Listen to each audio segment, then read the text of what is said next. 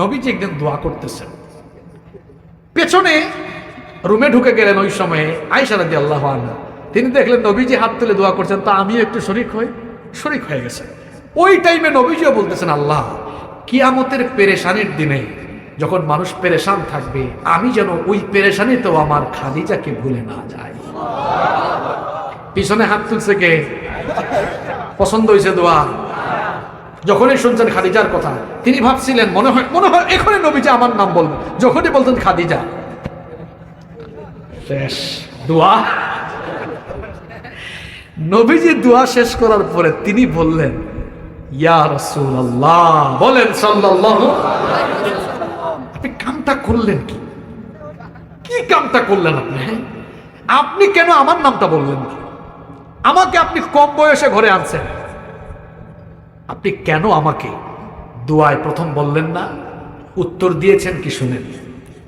আয়েশা শোনো, তোমরা সবাই আমার সুখের দিনের সাথী, আর আমার খাদিজা আমার দুঃখের দিনের সাথী।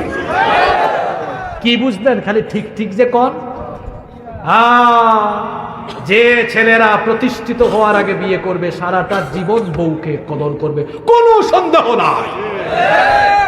কিছু কিছু ছেলেরা সম্ভাবনাময়ী, দেখলেই বোঝা যায় কিছু না কিছু করবে, তার দ্বারা কিছু না কিছু হবে। চরিত্র ভালো হলে, হালাল পথে উপার্জন করলে মেয়েটাকে বিয়ে দেন। বিয়ে যত সহজ হবে, সমাজ থেকে জিনার কবর হয়ে যাবে ইনশাআল্লাহ। আর বিয়েতে কুসংস্কার বন্ধ করে দিতে হবে।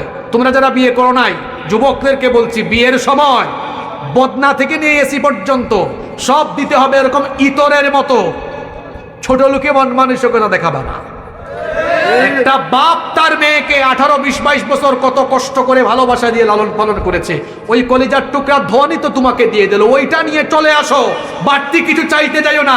এটাই যে দিয়েছে, এটা তোমার জন্য বেশি। রমজান মাসে ইফতারি খাওয়ার জন্য শ্বশুর বাড়ির দিকে, মিসকিনের দিকে তাকায় থেকো না।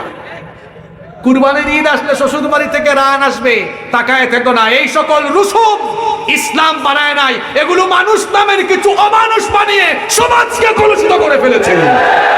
এগুলোর কারণে দাম্পত্য কলহ বাড়ছে, সামাজিক বিশৃঙ্খলা বাড়ছে। বলতে পারবেন চেয়ারম্যান সাহেব আর মেম্বার সাহেবরা, কারণ তারা এই সমাজের বিচার আচার করেন।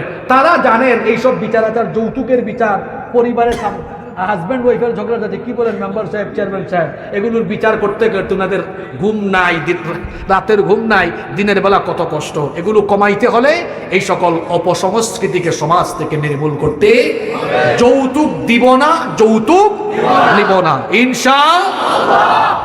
এই যে আজকে কিয়ামতের আগে যে ফিতনাগুলোর কথা বললাম, এই ফিতনাগুলোতে গেলে ঈমান হারা হয়ে যাব। এই ফিতনাগুলো থেকে আমাদের বেঁচে থাকার দরকার আছে না নাই? আপনাদের কথা মনে থাকবে, আপনারা আমাকে মুগ্ধ করেছেন আপনাদের আচরণ দিয়ে। কেউ উঠবেন না, আমি আপনাদেরকে নিয়ে মোনাজাত করে আমরা একসাথে যাব ইনশাআল্লাহ। যত কথা বলেছি, আল্লাহ আমাদেরকে আমলের তৌফিক দেন। কমিটির যদি কোনো কথা থাকে সংক্ষিপ্ত 30